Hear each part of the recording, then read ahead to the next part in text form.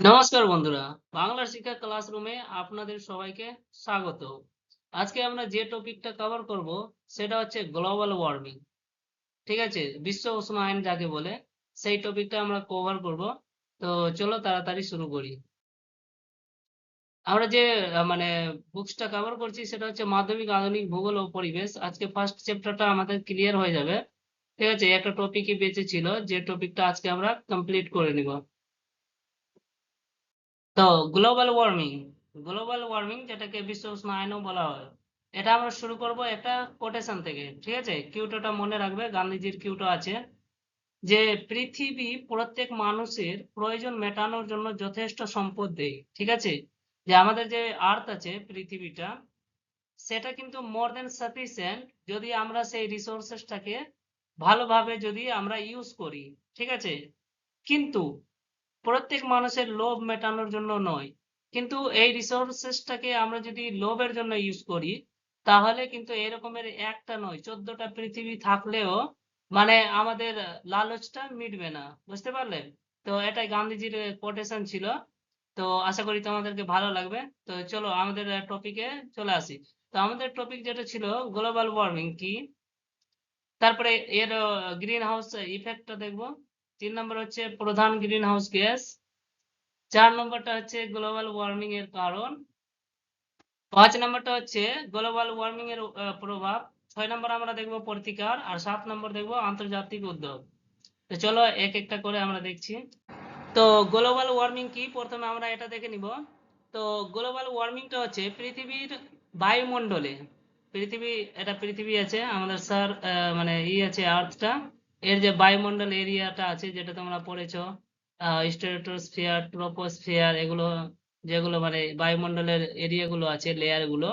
তো সেগুলো বায়ুমণ্ডলে গ্রিন হাউস গ্যাস এর পরিমাণ অস্বাভাবিক, ঠিক আছে, স্বাভাবিক না, অস্বাভাবিক ভাবে বৃদ্ধি পাওয়ার ফলে পৃথিবীর গড় তাপমাত্রা ধীরে ধীরে বেড়ে যাওয়াকেই আমরা গ্লোবাল ওয়ার্মিং বলি। ঠিক আছে, ধরে নাও আমাদের পৃথিবীর গড় যে তাপমাত্রা আছে সেটা কত আছে, 15 ডিগ্রি সেলসিয়াস। ঠিক আছে, কিন্তু এই তাপমানটা যদি 16 ডিগ্রি বা 17 ডিগ্রি এরকম ভাবে যদি ক্রমাগত বাড়তে থাকে, তাহলে এই বাড়াটাকেই আমরা কি বলে দিব, গ্লোবাল ওয়ার্মিং বা বিশ্ব উষ্ণায়ন। ঠিক আছে, অর্থাৎ পৃথিবীর গড় তাপমাত্রার ক্রমাগত বৃদ্ধি হচ্ছে গ্লোবাল ওয়ার্মিং। ঠিক আছে, আশা করি তোমরা বুঝতে পেরেছো। এবার দেখছি আমরা গ্রিন হাউস প্রভাবটাকে, গ্রিন হাউস ইফেক্টটাকে। ঠিক আছে, তো এর স্বাভাবিক যেটা নর্মাল আছে সেটাই গ্রিন হাউস প্রভাবটা দেখছি। এবার গ্রিন হাউস যে গ্যাসেস আছে, ঠিক আছে, গ্রিন হাউস গ্যাস। তো আমি কয়েকটা গ্রিন হাউস গ্যাসের নামটা তোমাদেরকে বলে দিচ্ছি, মনে রাখবা। এটার মধ্যে আছে তোমার গিয়ে CH4, যেটাকে আমরা মিথেন বলি, কার্বন ডাই অক্সাইড, তারপরে CFC যেটা ক্লোরোফ্লোরো কার্বন।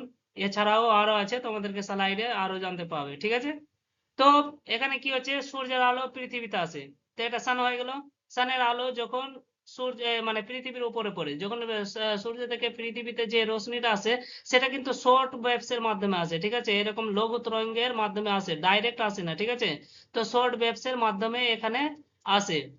কিন্তু যখন যায় এখান থেকে, যখন মানে রিটার্ন যায় পৃথিবী থেকে, তো তখন কি কি করে, তখন লঘু মানে লঘু দৈর্ঘ্য তরঙ্গের মাধ্যমে যায় এরকম করে। ঠিক আছে, লং ওয়েভসটা। তো এই যে লং ওয়েভসটা যখন যায়, তো যে পৃথিবীর যে লেয়ার গুলো আছে, ঠিক আছে, সেই লেয়ার গুলো কিন্তু এই যে আহ, আসতে তো দিচ্ছে, ওখান থেকে যে সান থেকে যে রশ্মি গুলো আসছে লঘু তরঙ্গ দৈর্ঘ্য, সেগুলোকে তো আসতে দিচ্ছে, কিন্তু যাওয়ার সময় যেতে দিচ্ছে না, যার ফলে আমাদের এখানে কি হয়ে যায়, মানে গ্লোবাল ওয়ার্মিং এর এই কেসটা মানে জন্ম নেই। তো এখানে আমরা দেখে নিচ্ছি যে সূর্যের আলো পৃথিবীতে আসে, পৃথিবী সেই শক্তি শোষণ করে, ওখান থেকে আসা শক্তিগুলোকে শোষণ করছে, পৃথিবীর তাপ বিকিরণ করছে। তারপরে গ্রিন হাউস গ্যাসের একটি অংশ সেই তাপ ধরে রাখে, পৃথিবী বাসযোগ্য থাকে।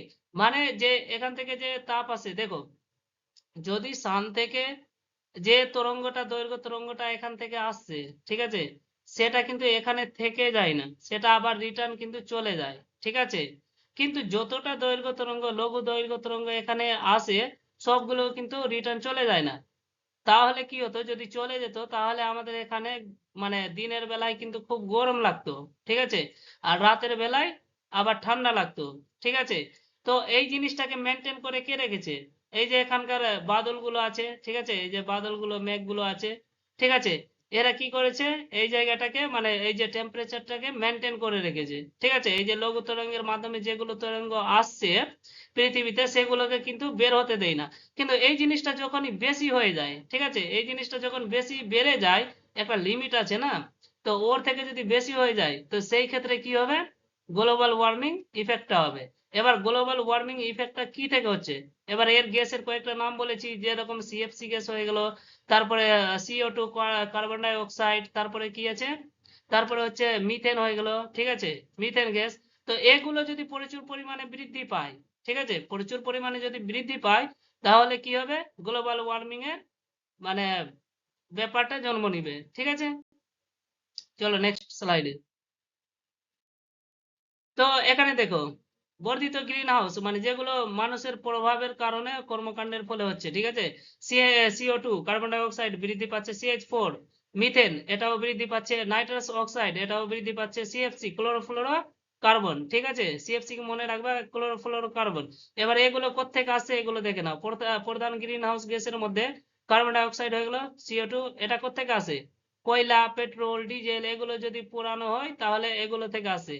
তাছাড়া আবার বাড়িতে যে জ্বালানি ইউজ করো, ঠিক আছে, রান্না করার জন্য, রান্নার জন্য যে জ্বালানি ইউজ করো সেখান থেকে কি হয়, সেখান থেকে CO2 মানে বের হয়। তারপরে আরো কলকারখানা বা অন্যান্য জায়গা থেকে যেখানে মানে ইন্ডাস্ট্রিয়াল এরিয়া আছে সেখান থেকে CO2 খুব জন্ম নেয়, ঠিক আছে। তারপরে যানবাহন হয়ে গেল, সেখান থেকে CO2, যত ধোঁয়া গাড়ির ধোঁয়া গুলো আছে সেখান থেকে CO2 জন্ম নেয়। তারপরে মিথেন, CH4, এটা মিথেন তোমরা বেশিরভাগ দেখতে পাবা ধানের ক্ষেতে, ঠিক আছে। তো ধান যখন কাটবে সেই সময় তোমরা যাবা ধানের ক্ষেতে, তো দেখতে পাবা বা মানে ওখানে মানে একটা হিটটা তোমরা মানে করতে পাবা, মেহসুস করবা যে ওখানে হিটটা বেশি করে আসছে, ঠিক আছে। তো সেই হিটটা যে আছে সেটা CH4 আছে কিন্তু, ঠিক আছে, মানে গুমসা টাইপের লাগবে সেখানে, তো সেটাই CH4 আছে। তারপরে ওই যে আছে গোবর আছে, গোবরের মধ্যে থাকে CH4, ঠিক আছে। তো এগুলো গবাদি পশু বা আবর্জনা যেখানে ফেলা থাকে সেখানে থেকে CH4 গুলো আসে।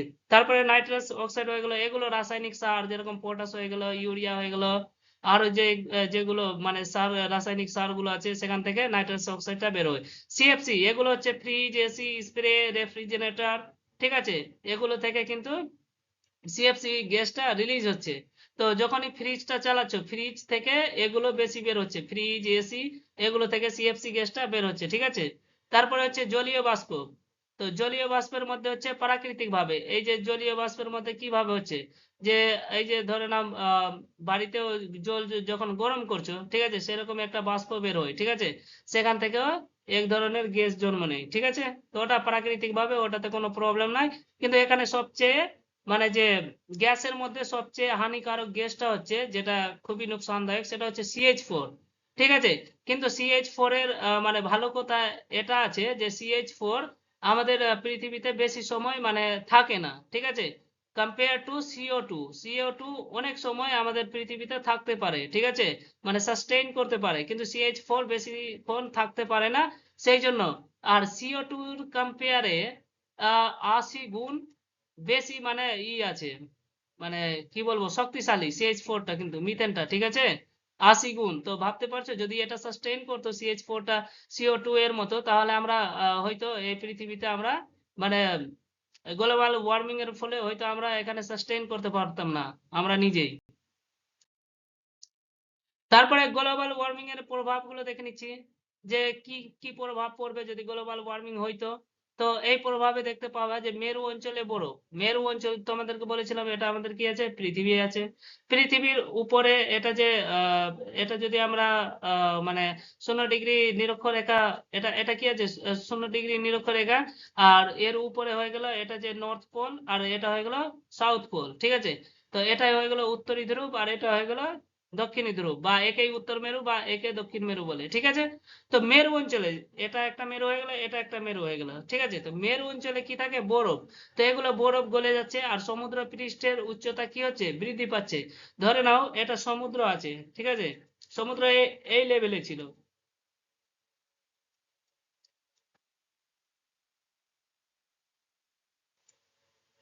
তো তো সমুদ্রটা এই লেভেলে ছিল, কিন্তু কি হয়েছে যখন মানে মেরু অঞ্চলের বরফগুলো যখন গলে যাচ্ছে, তো জলের যে বৃদ্ধি হচ্ছে, জলের বৃদ্ধিটা বেড়ে যাচ্ছে, ঠিক আছে, এই লেভেলে চলে আসে।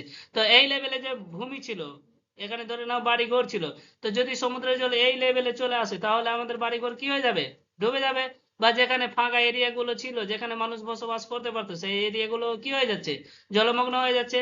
যার ফলে কি হচ্ছে, এর মানে কার কারণে হচ্ছে, এটা গ্লোবাল ওয়ার্মিং এর কারণে, ঠিক আছে। তো এটা প্রথম কারণটা আমরা দেখে নিলাম।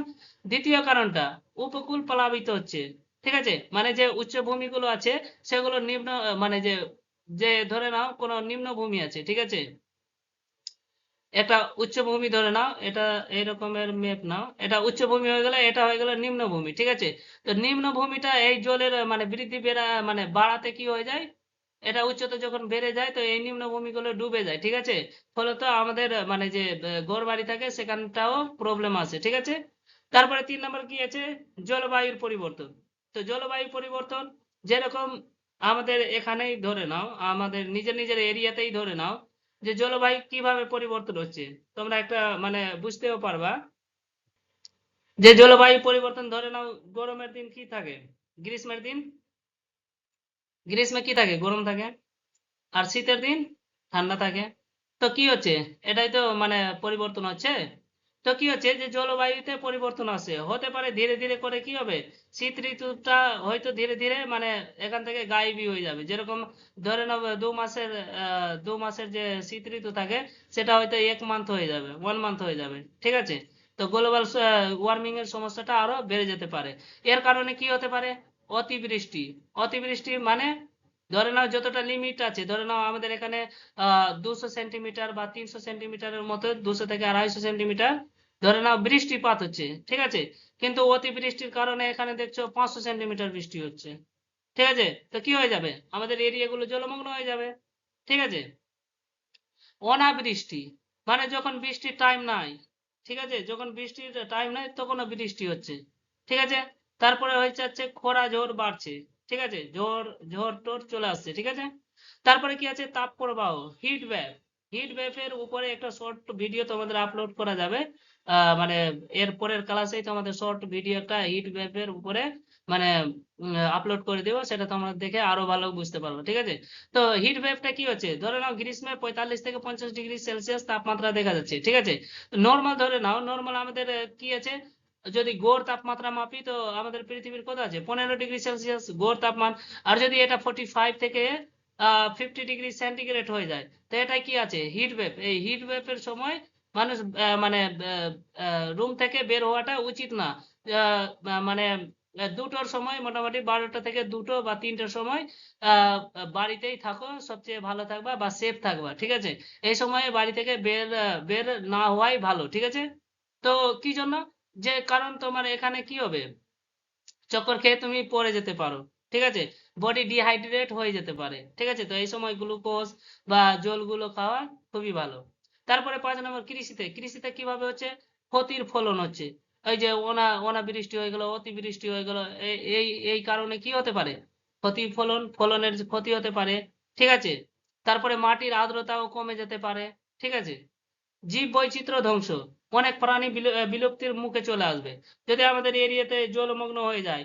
তো যখন বৃষ্টির দিনই, ঠিক আছে, যখন আমাদের জুন থেকে বৃষ্টি, 1 জুন থেকে বৃষ্টিটা স্টার্ট হয়, ঠিক আছে, আমাদের এদিকে মনসুনের সময়, তো সেই সময় কি হয়, সেই সময় তোমরা দেখবা লক্ষ্য করে যে ব্যাঙ, সাপ, এগুলো সব বেশি করে দেখতে পাবা। কারণ কি, এদের হয়তো জায়গাতে বা এদের মানে বিলের মধ্যে জল ঢুকে যাচ্ছে বা আর কিছু হয়ে যাচ্ছে, এগুলো সব কি হয়ে যায়, বেরিয়ে চলে আসে, ঠিক আছে। তারপরে হচ্ছে বন দাবানল। তো বন দাবানলে কি হচ্ছে, যখন ঝড় তুফান আসে, তো কি হয়, এই সময় কি হয়, যে ধরে নাও দুটো ডাল আছে, ধরে নাও এটা গাছ আছে একটা, ঠিক আছে, এই গাছ আছে, এই গাছের মধ্যে এরকম ডাল আছে, ঠিক আছে। এবার যখনই মানে ঝড় টড় হচ্ছে বা এইরকম নর্মালি বাতাস বইছে, তো এই দুটো ডালের মধ্যে কি হচ্ছে, ঘর্ষণ হচ্ছে। ঘর্ষণ হওয়ার ফলে কি হয়ে যায়, অনেকক্ষণ আগুন ধরে নেয়, ঠিক আছে। যার ফলে পুরো পুরো যে থাকে মানে বাগান থাকে বা জঙ্গল থাকে, সেটাতে কি হয়ে যায়, আগুন ধরে নেই, ঠিক আছে। তো এটা কখন হয়, উচ্চ তাপমাত্রার সময়, ঠিক আছে। স্বাস্থ্য সমস্যা, এই সময় হিট স্ট্রোক, তারপরে শ্বাসকষ্ট, ডেঙ্গু, ম্যালেরিয়া এগুলোর বেড়ে যায়, ঠিক আছে, বৃদ্ধি পায়। তো এর প্রভাবগুলো আমরা দেখে নিলাম। নেক্সট, তাহলে এগুলোকে আমরা সেভ কি করে পারবো, ঠিক আছে, এগুলোকে আমরা মানে কিভাবে প্রতিকার করব, বাঁচার উপায়গুলো, ঠিক আছে, এখানেও ডায়াগ্রামেও দেওয়া আছে। যেরকম বেশি বেশি করে গাছ লাগাও, ঠিক আছে, এখন রেইনি সিজন চলছে, তো আমাদেরও দরকার আছে কিছু গাছগুলো লাগিয়ে দেওয়ার, ঠিক আছে। তো এই সময় তোমরাও গাছ লাগাতে পারো, ঠিক আছে, যে গাছই থাকুক না কেন তোমরা গাছ কিনে লাগাতে পারো, ঠিক আছে, বৃক্ষরোপণটা খুব ভালো কাজ। তারপরে কি হচ্ছে, জীবাশ্ম জ্বালানি কম ব্যবহার করি। এই যে আমরা বাড়ি ঘরে যে করি, রান্না করি, সেই সময় আমরা কি ইউজ করি, আমরা জ্বালানিগুলো ইউজ করি, ঠিক আছে। খাবার রান্না করার জন্য আমরা কি ব্যবহার করি, এখন তো মানে অনেকজন গ্যাসটা ইউজ করছে, কিন্তু এখনো গ্রামে গঞ্জে কি হয় যে যে মানে জ্বালানিটা ব্যবহার করে রান্নাটা করছে, ঠিক আছে, চুলোতে। তো সেই ক্ষেত্রে কি হয়, সেখানকার ধোঁয়াগুলো মানে বাইরে যায় বা এনভায়রনমেন্টের সাথে মিশে যায়, যার ফলে আমাদের মানে গ্লোবাল ওয়ার্মিংটা বেড়ে যায়। তো সেই জিনিসটাকে আমরা কম করলে কি হবে, প্রতিকার হয়ে যাবে, বাঁচার উপায়ের মধ্যে চলে আসবে, ঠিক আছে। তো এই যে ইন্ডাস্ট্রিয়াল এরিয়াগুলো আছে, এখানে ধরে নাও এই যে কয়লা পুড়িয়ে যে কলকারখানাগুলোকে চালানো হচ্ছে, সেগুলোকে রিপ্লেস করে কি করতে পারে, সেখানে লাইনের মাধ্যমে বা কারেন্টের মাধ্যমে সেখানে কলকারখানাগুলোকে চালালে এগুলোর দরকার পড়বে না, ঠিক আছে, এবং আমাদের মানে পৃথিবীটাও সেফ থাকবে। তো আমরা এখানে কয়লা, পেট্রোল, ডিজেল, প্রাকৃতিক গ্যাস কম ব্যবহার করলে কার্বন ডাই অক্সাইডের পরিমাণ কমবে, ঠিক আছে। আর কার্বন ডাই অক্সাইডের পরিমাণটা কমলে কি হবে, যে গ্লোবাল ওয়ার্মিং থেকে বাঁচা যেতে পারে, ঠিক আছে। অ্যাকচুয়ালি আমাকে বারবার কাশি হচ্ছে, যার ফলে লেকচার নিতে অসুবিধা হচ্ছে। 3 নম্বর প্রতিকারটা হচ্ছে নবায়নযোগ্য শক্তি ব্যবহার করি, এটাকে বলি রিনিউয়েবল এনার্জি, ঠিক আছে, রিনিউয়েবল এনার্জি। এটা কি আছে, রিনিউয়েবল এনার্জি, এটা হচ্ছে যেটাকে রিইউজ করতে পারি, ঠিক আছে, বারবার। যেরকম ধরে নাও, যেরকম উইন্ড আছে, বাতাস আছে, যে পাওয়ার চাক্কি গুলো লাগা থাকে না, এটা দেখো, এটা পাওয়ার চাক্কি আছে, ঠিক আছে। তো এখান থেকে যদি আমরা ইলেকট্রিসিটি জেনারেট করি, তাহলে আমরা কি মানে আহ আমাদের যে পর্যাবরণ আছে তাকে কি কোনো নুকসান হবে? হুম, ওর কোনো মানে নুকসানটা হবে না। তো এইরকম হয়ে গেল, সৌরশক্তি, বায়ু শক্তি, জলবিদ্যুৎ ইত্যাদি ব্যবহার করলে দূষণ কমে ও পরিবেশ রক্ষা পায়, ঠিক আছে। 4 নম্বরটা হয়ে যাচ্ছে বিদ্যুৎ সাশ্রয় করি। যেরকম অপ্রয়োজনীয় লাইট, ফ্যান, টিভি বন্ধ রাখলে বিদ্যুৎ সাশ্রয় হবে এবং কার্বন নিঃসরণ কমবে, ঠিক আছে। যে তোমরা যে অনেক সময় করো, যে বাড়ি থেকে বেরিয়ে গেলা কিন্তু রুমের লাইটটা অফ করো না। তো আমরা যদি রুমের লাইটটাকে অফ করি, তাহলে আমরা রিসোর্সটাকে বাঁচাচ্ছি, ঠিক আছে। ইলেকট্রিসিটি, দেখো, ইলেকট্রিসিটি জেনারেট করার জন্য আমরা কয়লা ব্যবহার করি, ঠিক আছে, কয়লা জ্বালিয়েও আমরা কি করি, ইলেকট্রিসিটি ব্যবহার করি। তো এখন সবচেয়ে বেশি এখান থেকেই হয়, ইলেকট্রিসিটি যে আমরা মানে জেনারেট করি, তো এই কয়লার মাধ্যমেই করি। তারপরে যেরকম উইন্ড হয়ে গেল, সোলার সিস্টেম হয়ে গেল, এগুলোতে আস্তে আস্তে করে ফোকাস বাড়ছে। তো এই যে কয়লা থেকে ইউজ করাটা আমরা বন্ধ করে দেব, ঠিক আছে, করলে আমরা রিনিউয়েবল এখনো হয়নি। তারপরে হচ্ছে গণপরিবহন ব্যবহার করি। যেরকম যেরকম ধরে নাও এটা বাস আছে, ঠিক আছে, এই বাসটাতে কি করতে পারি, অনেকজন মানুষ এখানে মানে কি করতে পারে, চলাচল চলাচল মানে জার্নিটা করতে পারে একাধিক মানুষ, ঠিক আছে। আমরা যদি কম গাড়ি ইউজ করি, তাহলে আমরা কি করব, ওই যে CO2 গ্যাসটা মানে যে বের হচ্ছে, সেটাকে আমরা থামতে পারবো, ঠিক আছে, বা কম হবে। এটাই হচ্ছে গণপরিবহন, ঠিক আছে, যদি ব্যবহার করি। তো এই যে এটাতেও কি থাকে, ডিজেল থাকে, পেট্রোল থাকে। তো এখানে যদি আমরা ব্যাটারি ইউজ করে চালাই, তো সেক্ষেত্রে কি হবে, সেক্ষেত্রে কি হবে, সেক্ষেত্রে CO2 সমস্যাটা অনেক মানে কমে যাবে, আর এটা কি হয়ে যাবে, গ্রিন বাস হয়ে যাবে। ঠিক আছে, যেটা আমাদের পৃথিবীর জন্য ভালো। এগুলো স্টেপ ধীরে ধীরে ধীরে ধীরে করে কি হবে, আগে বাড়বে। ঠিক আছে, হঠাৎ করে একবারে তো হয়ে যাবে না। তো ব্যক্তিগত গাড়ি কম ব্যবহার করে বাস, ট্রেন, মেট্রো ব্যবহার করলে জ্বালানি সাপ্লাই মানে সাশ্রয় হবে ও দূষণটাও কমবে। ঠিক আছে, 6 নম্বরটা হচ্ছে প্লাস্টিক ব্যবহার কমায়। আজকের দিনে মার্কেটে যাও, তো মার্কেটে একটা এরকমের যে মানে ব্যাগ থাকে, এই ব্যাগ গুলোকে তোমরা নিয়ে যাবে অবশ্যই। ঠিক আছে, সবজি টবজি যদি কিছু নিতে যাও, বা যেরকম মুড়ি হয়ে গেল, তারপরে আর কিছু হয়ে গেল, তো সেগুলো নেওয়ার জন্য এগুলো ব্যাগ ইউজ করবা, ক্যারি ব্যাগটাকে বাদ দিবা। ঠিক আছে, এটা দেখো, এর লাইফটা অনেক আছে। ঠিক আছে, এর যদি লাইফ সাইকেলটা দেখবা তো অনেক লম্বা চলে। ঠিক আছে, 150, 200, 500, 1000 বছর পর্যন্ত চলে এই প্লাস্টিকটা। ঠিক আছে, তো মানে নষ্ট হয় না তাড়াতাড়ি। তো এর ফলে কি হয়, যেখানে ধরে নাও যে ভূমিতে মানে ধরে নাও প্লাস্টিক ফেলা আছে, সেই ভূমিটা কি হবে, অনুর্বর হয়ে যাবে। ঠিক আছে, বেশি যদি প্লাস্টিক ফেলা থাকে তো তো সেই জন্য আমরা যদি প্লাস্টিকটাকে কম ব্যবহার করি, তো এই সমস্যাটা মানে হবে না। ঠিক আছে, আর এই যে প্লাস্টিকটা অনেকজন কি করে, প্লাস্টিক গুলোকে কি করে মানে পুড়িয়ে দেয়। ঠিক আছে, তো ওটা যে পোড়া, ওখান থেকে যে ধোঁয়াগুলো বের হয়, ঠিক আছে, সেগুলো কিন্তু গ্লোবাল ওয়ার্মিং এর জন্য কিন্তু অনেক ক্ষতিকর। ঠিক আছে, তো প্লাস্টিককে কখনো পোড়ানোর চেষ্টা করবে না। ঠিক আছে, কারণ সেখান থেকে খুবই মানে হানিকারক গ্যাসগুলো বের হয়। 7 নম্বর হচ্ছে বজ্র ব্যবস্থাপনা করি। তো ধরে নাও কোনো ওয়েস্ট আছে, বাড়ির যে কাঁচরা গুলো আছে, ওয়েস্ট গুলো, সেগুলো একটা কিছু এরকম বাস্কেটের মধ্যে সেগুলোকে ভরে রাখতে পারো। ঠিক আছে, এবং সেগুলোকে ফেলে আসতে পারো বা রিসাইকেল করতে পারো। ঠিক আছে, রিসাইকেল মিনস হচ্ছে যে ধরে নাও ধরে নাও কোনো আহ ধরে নাও কোনো পেন আছে তোমাদের কাছে, পেন ইউজ করছো যেগুলো 3 টাকা দামের, তো সেই পেন গুলো যখন শেষ হয়ে যায় সেগুলোকে তোমরা কি করে দাও, ফেলে দাও। তো সেটাকে আবার মানে গলিয়ে পুড়িয়ে আরো অন্যান্য জিনিসে আমরা বানাতে পারি। তো সেটা কি হয়ে গেল, রিসাইকেল হয়ে গেল। ঠিক আছে, নেক্সট টাইম পেন বানাতে আমাদেরকে আর অন্য মানে প্লাস্টিক তৈরি করার কোনো দরকার পড়লো না। ঠিক আছে, সেখান থেকেই আমরা ইউজ করে নিলাম। বুঝতে পারলে, এটাকেই বলে রিসাইকেল, মানে একটা জিনিসকে বারবার ইউজ করে নেওয়াটাকেই বলে রিসাইকেল। ঠিক আছে, তারপরে কি আছে, পরিবেশ বান্ধব জীবন যাপন করি। ঠিক আছে, সবচেয়ে ভালো তো হেঁটে চলাই সবচেয়ে ভালো। যদি শর্ট রাস্তা থাকে, ঠিক আছে, বা স্কুলে যাও তোমরা বা টিউশনে যাও, যদি শর্ট রাস্তা থাকে তাহলে তোমরা হেঁটে যেতে পারো বা সাইকেল ইউজ করতে পারো।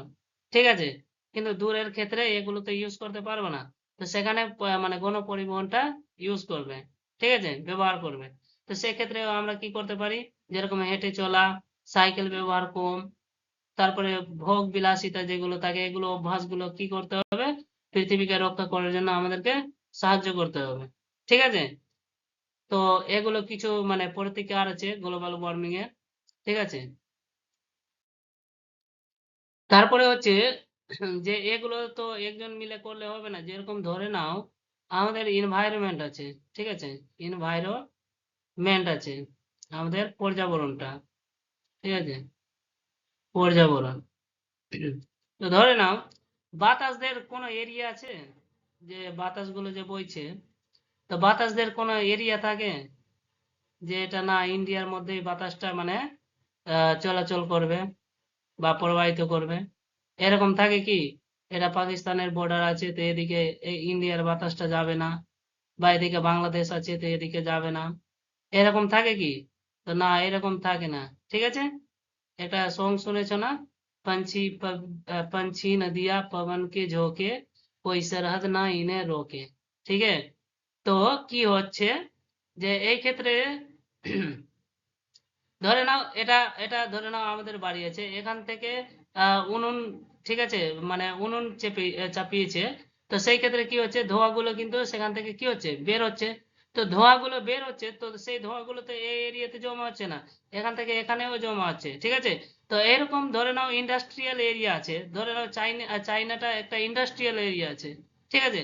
তো সেখানে যদি মানে বেশি করে ইন্ডাস্ট্রিজ মানে যে মানে উৎপাদনটা করা হয় ইন্ডাস্ট্রিয়াল এরিয়াতে, তো সেখানে কি হয়, সেখানে ধোঁয়াগুলো বের হয়। তো সেগুলো ধোঁয়া, ধরে নাও বাংলাদেশ আছে, বাংলাদেশে কোনো কলকারখানা নাই, ঠিক আছে, কিন্তু সেই ধোঁয়াটা তো বাংলাদেশের মধ্যেও আসছে, ঠিক আছে। তো কি করতে এর জন্য আমরা কি করতে পারি, একটা দেশ মিলে তো হবে না। তো আমাদেরকে পুরো দেশের মাধ্যমে কি করতে হবে, একটা কোনো চুক্তি করতে হবে এই রকমের, ঠিক আছে। তো ওই চুক্তিগুলোর মধ্যেই আমরা এই যে জলবায়ু পরিবর্তন মোকাবিলার যে আন্তর্জাতিক উদ্যোগগুলো আছে সেগুলো আমরা আজকে দেখব। কিন্তু এগুলো তোমরা মানে জেনে রাখো, কিয়োটো প্রোটোকল, তারপরে এরপরে তোমরা পড়বা আইপিসিসি, প্যারিস ক্লাইমেট চেঞ্জ। তো এগুলো শুধু নাম তোমরা মানে পরীক্ষাতে মেনশন করে দিলেই যথেষ্ট আছে, ঠিক আছে। এদের ব্যাপারে তোমাদেরকে লিখতে হবে না, এগুলো সব মানে বড় বড় এক্সামের জন্য মানে এগুলো লাগে। তোমাদের এক্সামের জন্য এগুলো কোনো জিনিস লিখতে হবে না, বাস তোমরা মেনশন করতে পারো যে কিয়োটো প্রোটোকল বা প্যারিস ক্লাইমেট চেঞ্জ, ঠিক আছে, এগুলো তোমরা লিখতে পারো, এক্সাম্পলের মাধ্যমে দিতে পারো, ঠিক আছে, তো ভালো নাম্বার পাবে।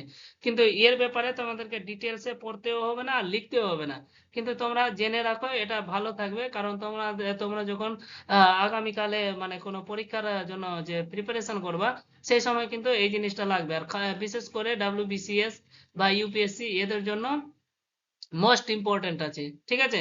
তো এগুলো ওদেরকে পড়তে হবে, কিন্তু তোমাদের না পড়লেও চলবে, বাস ওই জিনিসটা মনে রাখবা, কিয়োটো প্রোটোকলটা, ঠিক আছে।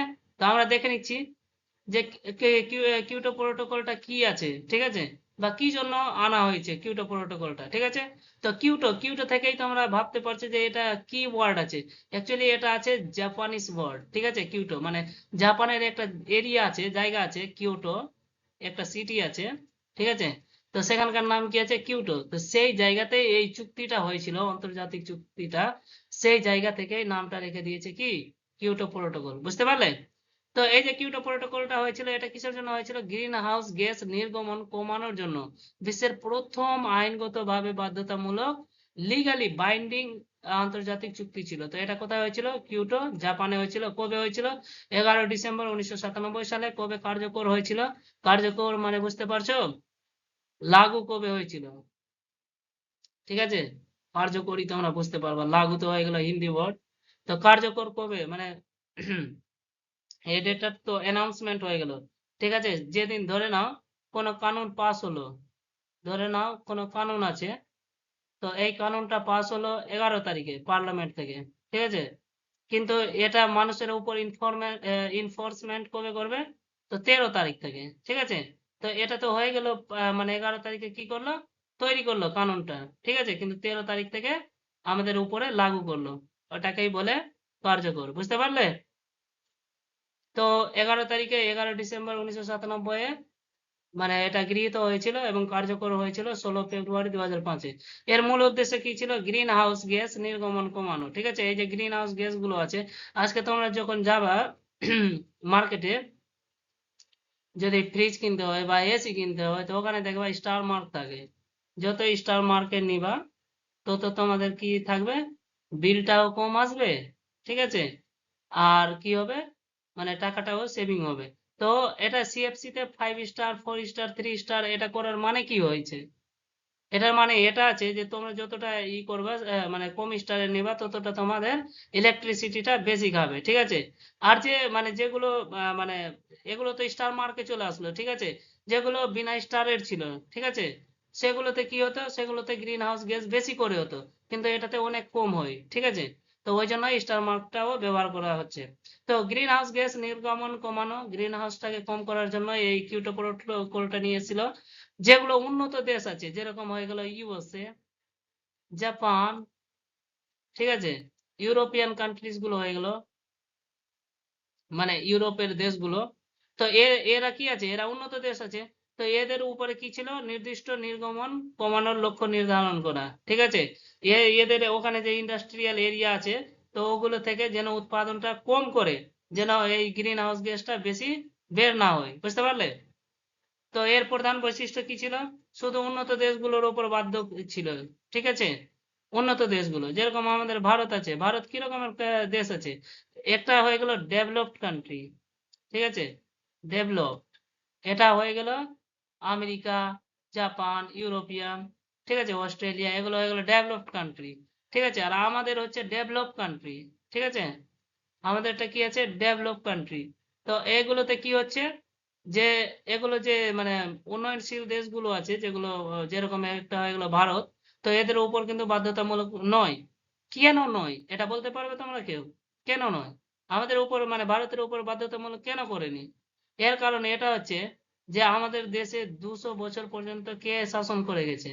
ইংরেজরা শাসন করে গেছে। আমাদের দেশটা আজাদ হয়েছে কবে? 1947-এ, ঠিক আছে। আর আমাদের এখানে কত ইন্ডাস্ট্রিয়াল এরিয়া আছে? আছে কি বেশি করে? নাই। তো আমাদের ইন্ডাস্ট্রিয়াল এরিয়া সবচেয়ে বেশি পাবে তোমরা ইউএসএ তে, জাপানে, ইউরোপিয়ান দেশগুলোতে, এগুলোতে বেশি আছে। তো ওরা যে রিসোর্সেসটা ইউজ করেছে, ঠিক আছে, পৃথিবীকে যে নুকসান মানে ওরা যে পৃথিবীর যে নুকসান করেছে, তো তার জন্যই ওদের উপর কিন্তু বাধ্যতামূলক লাগানো হয়েছে। আর আমরা যে 1947 সালে মানে আমাদের দেশটা যে আজাদি মানে পেয়েছে, আজাদ হয়েছে, তো আমাদের দেশটাকে এখন 100 বছরও হয়নি, ঠিক আছে, 100 বছরও হয়নি। তো আমাদের জন্য বাধ্যতামূলক নয়, ঠিক আছে। আশা করি তোমরা বুঝতে পারো।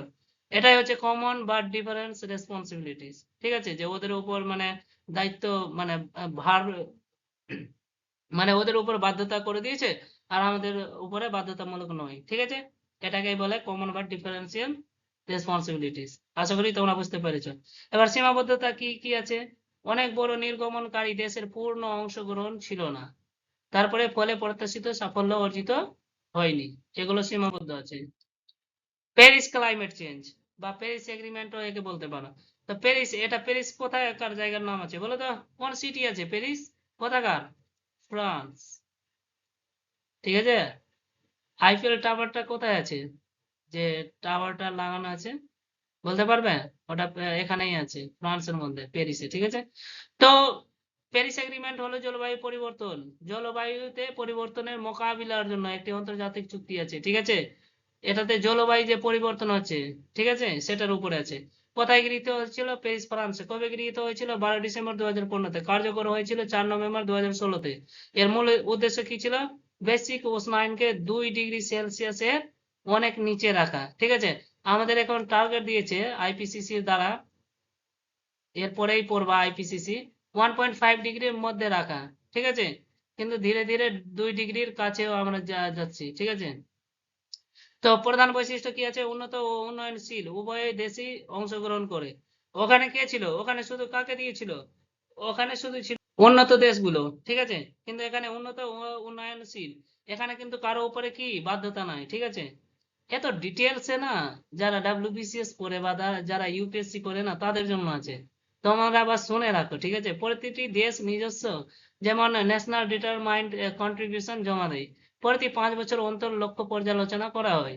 ধরে নাও এটা যখন 5 বছর হয়ে গেল, কোনো মিটিং হলো, ওর পরে যে 5 বছর হয়, তারপরে দেখে যে কি প্রোগ্রেস হলো, এগুলো যে করেছিলাম কতটা প্রোগ্রেস হয়েছে। আর এটা কেন গুরুত্বপূর্ণ? এটি বিশ্বের প্রায় সব দেশের অংশগ্রহণে গৃহীত সবচেয়ে গুরুত্বপূর্ণ জলবায়ু চুক্তিগুলো এটাই একটি আছে, ঠিক আছে, প্যারিস এগ্রিমেন্ট। 3 নম্বর হচ্ছে আইপিসিসি, যাকে আমরা কি বলি? Inter governmental panel on climate change, ঠিক আছে। এই যে 1.5 ডিগ্রি সেন্টিগ্রেডের মধ্যে থাকতে হবে, এটা কে দিয়েছিল টার্গেটটা? আইপিসিসি দিয়েছিল, ঠিক আছে। তো এটাও জলবায়ু পরিবর্তনের মধ্যেই আছে, ঠিক আছে। এটা কবে প্রতিষ্ঠা হয়েছিল? 1988 সালে। প্রতিষ্ঠাতা কে ছিল? WMO plus UNEP. ডাব্লিউএমও কি full form? World Meteorological Organisation. And UNEP হয়ে গেল ইউনাইটেড নেশন এনভায়রনমেন্ট প্রোগ্রাম, ঠিক আছে। তো এর সদর দপ্তর মানে হেডকোয়ার্টার, এর হেডকোয়ার্টার কোথায় আছে? তো জেনেভাতে আছে, ঠিক আছে। কাজ কি আছে এর? জলবায়ু পরিবর্তন সম্পর্কে বৈজ্ঞানিক তথ্য সংগ্রহ ও মূল্যায়ন, বিভিন্ন অ্যাসেসমেন্ট রিপোর্ট প্রকাশ করা, সরকারগুলিকে নীতি নির্ধারণের বৈজ্ঞানিক তথ্য দিয়ে সহায়তা করা, ঠিক আছে। গুরুত্বপূর্ণ তথ্য কি আছে? আইপিসিসি নিজে গবেষণা করে না, বিশ্বের প্রকাশিত গবেষণাগুলোকে বিশ্লেষণ করে রিপোর্ট তৈরি করে। তো আইপিসিসি নিজের মাধ্যমে কি মানে কোনো রিপোর্ট প্রকাশ করে না? রিপোর্ট তো প্রকাশ করে, কিন্তু ও নিজের সার্ভে করে করে না, ঠিক আছে। ধরে নাও যে আইপিসিসি করছে, তো ডাব্লিউএমও হয়ে গেল, ইউএনইপি হয়ে গেল, এদের ডেটা ইউজ করে ও নিজের মানে রিপোর্টটা পাবলিশ করে, ঠিক আছে। আশা করি তোমরা বুঝতে পেরেছো। তো আজকের ক্লাস এত দূরই ছিল। তো তোমাদেরকে আজকের ক্লাসটা কেমন লাগলো তোমরা লাইক এবং কমেন্ট করে অবশ্যই জানাবে। অ্যাকচুয়ালি আজকে আমাকে একটু মানে খাঁসি হয়ে গেছিল, যার ফলে মাঝখানে ক্লাসটা হয়তো একটু প্রবলেমেটিক হতে পারে। কিন্তু তোমরা একটু মানে ওই জিনিসটাকে একটু আজকে করে নাও, তারপরে কালকে আমি ওষুধ খাবো, ঠিক হয়ে যাবে। ঠিক আছে? তো ভালো লাগলে লাইক করুন, বন্ধুদের সাথে শেয়ার করুন, এবং নতুন ক্লাসের আপডেট পেতে সাবস্ক্রাইব করে বেল আইকনটা অন করবেন। ঠিক আছে? জয় হিন্দ।